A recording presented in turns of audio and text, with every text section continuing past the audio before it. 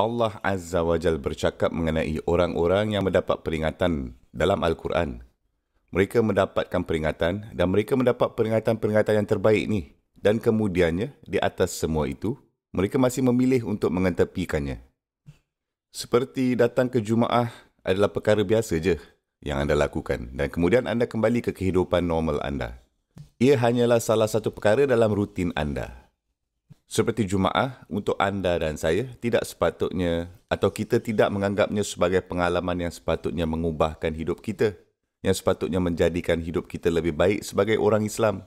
Dan ini adalah jenis orang yang tidak mendapat faedah daripada peringatan-peringatan. Dan dalam erti kata itu, kita, semoga ini bukan tentang kita lah, tetapi ada seseorang yang tidak mendapatkan faedah daripada peringatan tidak begitu berbeza sangat pun dari orang-orang pada zaman Nabi SAW yang secara direct mendengar kata-kata Allah dari mulut Nabi SAW dan mereka tidak peduli pun. Mereka teruskan berjalan. Ya Alhamdulillah, kita beragama Islam dan mereka adalah kufar. Ada perbezaan di situ. Tapi kalau difikirkan dalam sikapnya, ini adalah seperti sikap yang sangat serupa, bukan? Anda dengar peringatan, saya dengar peringatan dan kita berkata, itu bagus.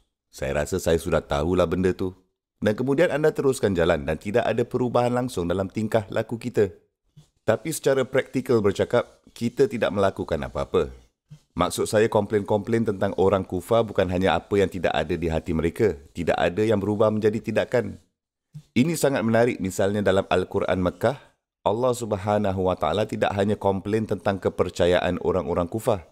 Dia Subhanahu wa Ta'ala malah komplain tentang tindakan orang-orang kufar.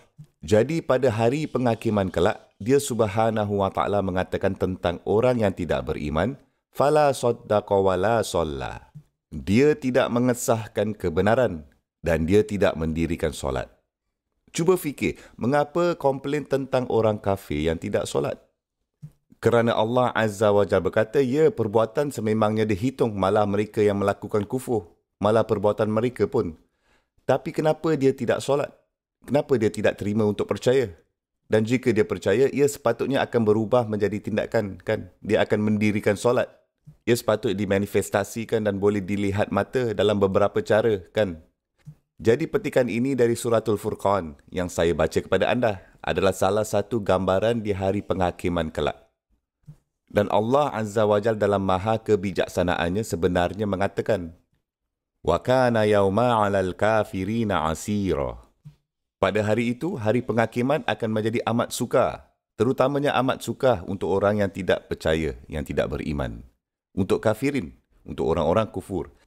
Tapi dalam ayat berikutnya, Allah Subhanahu wa Ta'ala tidak mengatakan yauma ya'uddul kafiru. Tapi sebaliknya dia Subhanahu wa Ta'ala berkata, yauma ya'udduz zalimu ala yadaihi. Orang yang membuat salah atau menzalimi. Itulah terjemahan bahasa yang biasa sekarang. Orang yang melakukan kezaliman akan menggigitkan tangannya pada hari itu. Okey, sekarang tentang menggigit tangan. Anda mungkin tidak ada habit untuk menggigit tangan anda, kan? Tetapi ini adalah ungkapan bahasa Arab lama. Ini adalah cara yang biasa mereka katakan tentang lelaki ini akan penuh dengan penyesalan. Dia akan menangis, meratap, dia akan menjadi desperate. Alamak, apa yang telah aku lakukan ni? Setaraf dengan menggigit tangan pada zaman sekarang ialah seperti seseorang ketuk dahi sendiri atau pegang kepala mereka seperti, ya Allah, apa yang berlaku? Apa dah jadi pada kereta saya ni? Apa dah jadi pada rumah itu? Apa dah jadi dengan pekerjaan saya? Pada saat yang amat mengejutkan itu, apabila anda benar-benar penuh dengan penyesalan, kemudian ungkapan dalam bahasa Arab lama digunakan untuk menggigit tangan. Jadi kalau anda tidak biasa menggigit tangan anda, ini tidak bermaksud bahawa anda tak faham-faham tentang ayat ini, kan? Tapi saya memberitahu anda, pada hari penghakiman kekecewaan. Kekecewaan yang dilalui oleh seseorang membuatkan mereka melakukan perkara-perkara yang tidak rasional.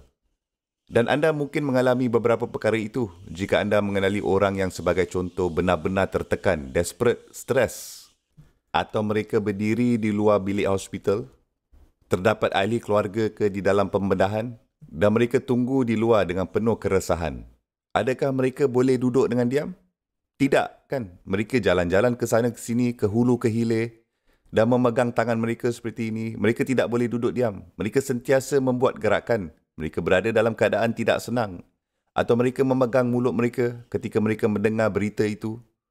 Hari penghakiman kelak, Allah Azza wa Jalla menerangkan orang ini akan menggigitkan tangannya. Kedua-dua tangan, bukan satu je. Yadaihi. Dia akan menggigit kedua-dua tangannya.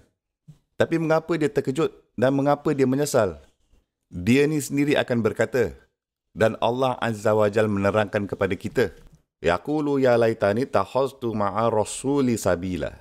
Kalaulah aku telah mengambil jalan, jikalaulah aku hanya mengambil gaya hidup seperti Rasulullah sallallahu alaihi wasallam. Okey, kamu tengokkan ini. Dia tak katakan ya laitani amantu bir rasul. Bukan macam itu kan. Jika aku percaya kepada Rasul, bukan kan? Sebaliknya ayat itu mengatakan kalaulah aku telah mengambil jalan bersama dengan Rasul sallallahu alaihi wasallam. Apa yang sedang diketengahkan di sini adalah bukan kita hanya menerima Rasulullah sallallahu alaihi wasallam yang sememangnya sudah kita lakukan, alhamdulillah kita sudah terima. Tapi sebenarnya kita memilih gaya hidup lelaki ini sallallahu alaihi wasallam. Kita mengambil tabiatnya, tingkah lakunya, wataknya, cara beliau bersyukur, cara beliau baik kepada orang, cara beliau tersenyum kepada orang lain, cara beliau berurusan dengan orang lain dalam perniagaan, cara beliau berurusan dengan orang bukan Islam, cara dia berurusan dengan Muslim, cara dia berurusan dengan orang-orang tua, cara dia berurusan dengan orang-orang muda, cara dia berurusan dengan isteri-isteri, cara dia berurusan dengan rakan-rakan. Ini semua adalah jalan beliau. Ini adalah sabil. Kalau terjemahan moden, sabil jika anda mahu, ini bukan terjemahan linguistik. Tapi ini adalah terjemahan sosiologi. Adalah gaya hidup, lifestyle. Kalaulah saya mempunyai gaya hidup seperti Rasul sallallahu alaihi wasallam, jika saya hidup seperti beliau hidup, jika saya mengambil jalan itu, tetapi perkataan jalan, sabil juga bermaksud sesuatu yang lain. Rasulullah sallallahu alaihi wasallam di satu pihak telah datang kepada kita untuk menjadikan kita orang yang lebih baik, untuk sedarkan kita betapa baiknya semua manusia boleh jadi. Dan selain daripada itu juga, beliau juga datang untuk meletakkan kami dalam satu mission, untuk tidak hanya menjadi orang yang lebih baik untuk diri sendiri, tapi juga untuk menolong seluruh umat manusia menjadi orang yang lebih baik. Dan itu adalah sebahagian daripada misi Nabi kita sallallahu alaihi wasallam. Dan itu satu jalan yang panjang. Sabil. Jadi bukan sahaja anda mengubahkan diri anda. Sekarang anda sudah kenal pasti kerana perubahan itu dalam diri anda dengan misi itu dan anda ingin berkongsikan kebaikan itu dengan seluruh umat manusia. Subhanallah.